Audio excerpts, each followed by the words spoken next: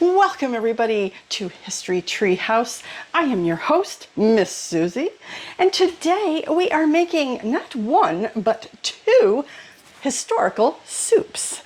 I was gifted a whole bunch of old cookbooks, and I decided that because we have snow and it's cold and it's February and it's actually National Homemade Soup Day today. So that's why I thought, let's make some soups, one from the 19th century, one from the 20th century. And that was my hot water kettle because we are making soups that need hot water. So let's talk about the recipes. The first recipe comes from this cookbook that came from an old neighbor. Dear, dear sweet people that were more like family to our family than anything. I love getting these old cookbooks because there's so much history in them, and I love looking at everyone's personal writings inside of them when they write their own little notes and what they experimented with and what they liked and what they didn't like. Well, in this cookbook is a recipe that is like a leaflet. The leaflet is from the Kraft Company, and these are recipes that were featured on the Kraft TV special. There's several of them. They're recipes from different shows or movies. One of the shows was the Doris Day Show from 1975. There's another one that is from The Magnificent Monsters of the Deep, which aired on April 30th, 1975. The recipe that I am going to be making comes from a movie that aired on January 8th, 1975, Antonio and the Mayor. I had never heard of it. It was a Kraft TV special. It was a 90-minute movie. It was set in the Mexican countryside in the 1920s. Here's what it says the movie was about. An illiterate Antonio uses his innate math and reasoning skills to design and build geometrically intricate devices. Yearning for a proper education, Antonio constructs a bicycle out of scraps of wood so he can ride to a neighboring town where he knows classes are in session. Losing control of his new wooden bicycle, he runs down the tyrannical mayor, shaming him in front of his constituents. Hours after burning the bicycle in a public display of outrage, the mayor has a change of heart and realizes that real power is in the ability to forgive. Antonio and the mayor exchange a wide range of human emotions as their true selves unfold. So it sounds like a pretty decent movie, and it's not available to watch on Amazon, but it is listed there. And whoever watched it when it was available gave it 5 stars and said it was a wonderful ending. The recipes that aired during that TV show, there was a soup under the easy entertaining section for Hearty Golden Chowder. I looked at other chowder recipes and a lot of them were a lot more complicated. They wanted you to boil meat carcasses for hours, which is nice because that gives the chowder flavor, but this one is quite simple, quite quick, so that's what we're going to do today. It calls for 2 cups of boiling water. I would love to use some kind of a vegetable broth or a chicken broth or a beef broth, but that wouldn't be following the recipe. Now would it? So we're going to use the water, as they say. 2 cups chopped potatoes. And I have my chopped potatoes right here, but I have them in some cold water. Otherwise, the air gets to them and causes them to brown, and they just kind of look gross. So put them in cold water if you're not going to be using them for a little while. Half a cup of carrot slices, half a cup of celery slices, 1/4 cup of chopped onion, 1 tablespoon of chopped chives, which I don't have fresh chives because it's winter time and there's like 1.5 feet of snow outside. Maybe I'm exaggerating, but there's at least 1 foot. My chive plants are under that snow, but I have some dried chives, so I'm just going to be using that. So at least I do have chives. A teaspoon of salt, dash of pepper, 1/4 cup of Parquet margarine. Who remembers the Parquet commercials? I don't even know if Parquet margarine still exists. Is there still Parquet margarine in the store? I have no clue. Parquet margarine had these commercials that were quite funny at the time. People would have a tub of the Parquet and they'd open the lid and the Parquet margarine would speak. Butter. Parquet. delicious. Butter. Parquet. Oh, Parquet margarine from Kraft. The flavor says butter. It's just really goofy. I don't have Parquet margarine, and I was almost going to use real butter, but I have a plant-based buttery sticks. So that's what I'm using. A 1/4 cup of flour, 2 cups of milk. You can use non-dairy milk as well, which actually I am using non-dairy milk. I'm using oat milk, unflavored, unsweetened. It's one thing I am kind of going away from the recipe, but I don't think it's going to make a big difference in the taste. And then 2 cups or 8 ounces of shredded Kraft Sharp natural cheddar cheese. And I have my shredded cheddar cheese right there. So we are going to make that. We are also going to make a recipe from Mrs. Lincoln's Boston Cookbook, What to Do and What Not to Do in Cooking. This was published by Mrs. D.A. Lincoln of the Boston Cooking School, which was a very famous cookbook at the time. This version is published in 1884, and it is a tomato soup. What we have for the tomato soup is 1 quart canned tomatoes, 1 pint hot water, 1 tablespoon of sugar, 1 teaspoonful of salt, 4 cloves, 4 peppercorns, or 1 saltspoonful of white pepper. I'm going to be using peppercorns because most of the recipes that I saw from the 19th century for tomato soup used peppercorns. 1 tablespoonful butter, 1 tablespoon chopped onion, 1 tablespoon chopped parsley, and my parsley plant is unfortunately lacking.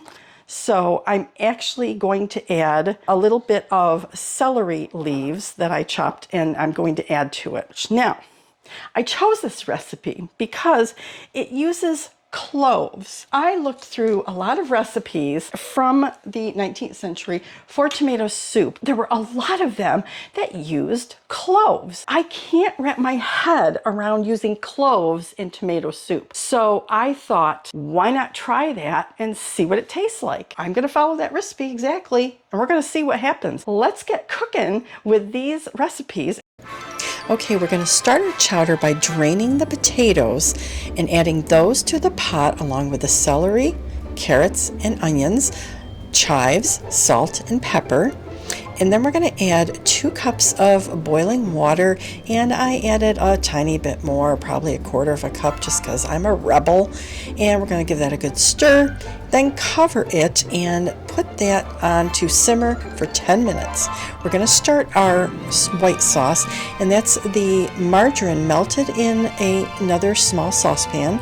Add it in the flour and stir it well, and let that flour cook down. You don't want the flour to have a raw taste, but do not do what I'm doing right here. Do not walk away from it, even for a few seconds. If you think it's not going to burn, it will, because you can see it burning right there, and you can see I'm looking at it thinking it might be saved, but then I realized it can't be saved, and I had to throw it out, and I had to start over again. And so here I am melting some more margarine. I'm going to add the flour, stir that in good, let it cook for a few minutes on low heat. Watch it, stir it, stand there, do not let it burn, and then you can start adding your milk in. You're going to add your milk in a little bit at a time, stirring and whisking to make sure that there's no lumps and that that roux, that margarine and flour, get mixed in very well. Then you can add all the rest of the milk and stir it up and keep it on low heat. Let it get heated through, and it's going to thicken. We're going to start the tomato soup. So I'm adding the tomatoes to a saucepan, and I'm adding 2 cups of hot water. I put it in the can just to rinse the can out.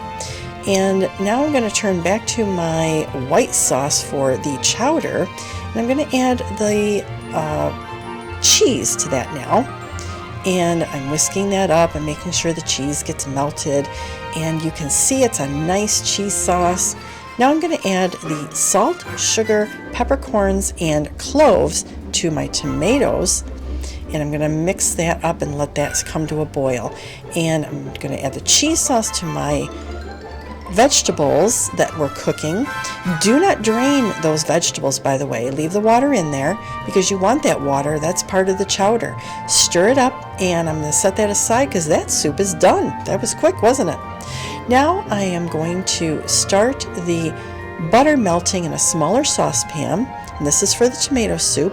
I'm going to add the onion and parsley, and the instructions say to cook that, to fry it for 5 minutes on low heat, but do not let it burn. So be careful here again.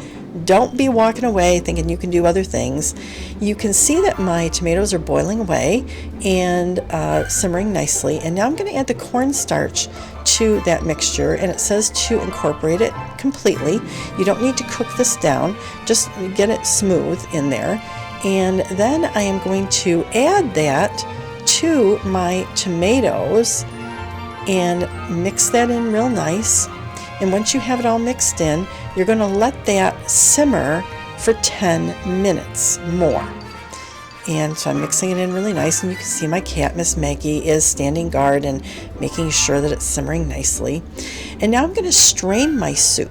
So I'm putting it into a wire mesh strainer that is over a nice big bowl, and I'm putting in a little bit at a time. Then I'm pushing it through with the back of my ladle, and then I'm taking the pulp that's left out and putting it into a separate bowl to discard it, and that helps me to be able to put more in and push more through. So I'm doing it in batches here. You can see I've got it done. I do have an antique mesh strainer, but it's wooden and it has a wire mesh bottom that is rusted, and we don't want that taste on our beautiful tomato soup. And there you can see the pulp. I was holding it up quickly. I'm putting the soup back into the soup pan to heat through so it's nice and warm for us, nice and hot for us to enjoy. And that completes the soups. All right, I'm done. I've got my daughter here with me, and we're gonna taste test this soup, and we're gonna see which one is better. Now, Jessica, the tomato soup is made with some cloves in it, which I thought was kind of strange, but a lot of the 19th century recipes used cloves in the tomato soup. So that's why I wanted to try this one. Should we try that one first, or should we try the one that we think is going to taste even better, which is the chowder? Should we try the tomato soup first? Sure. Okay. All right. All right. Let's see what we got here.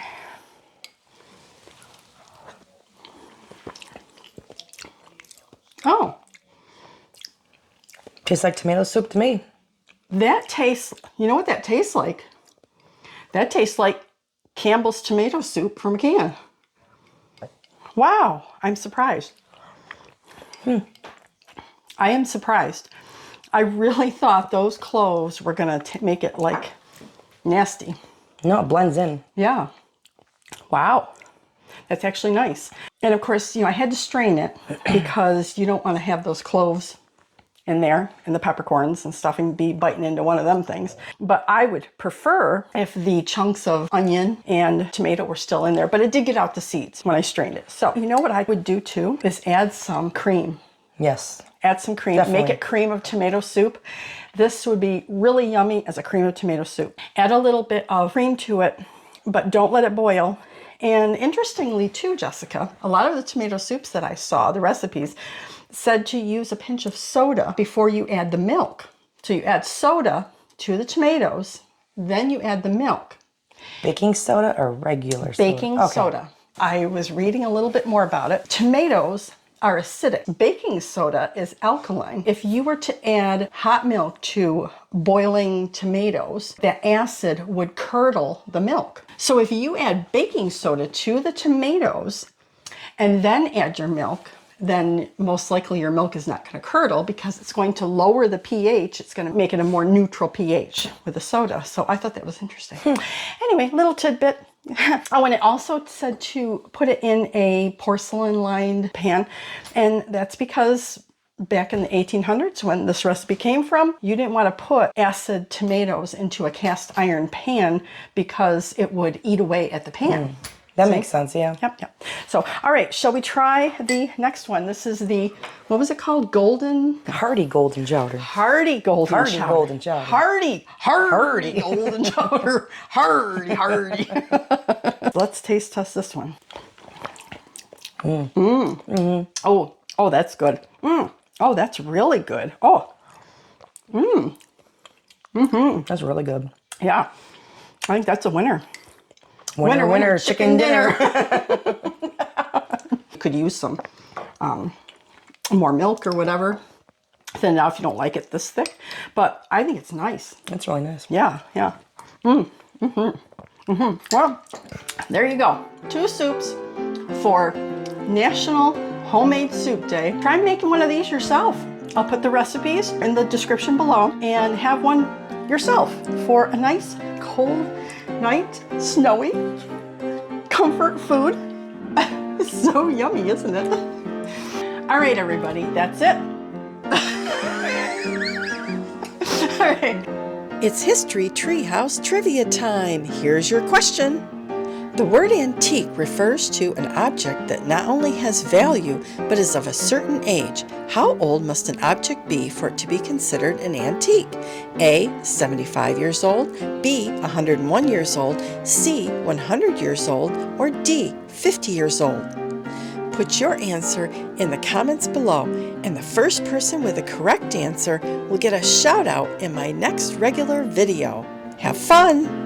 We will see you soon. All right, let's keep eating.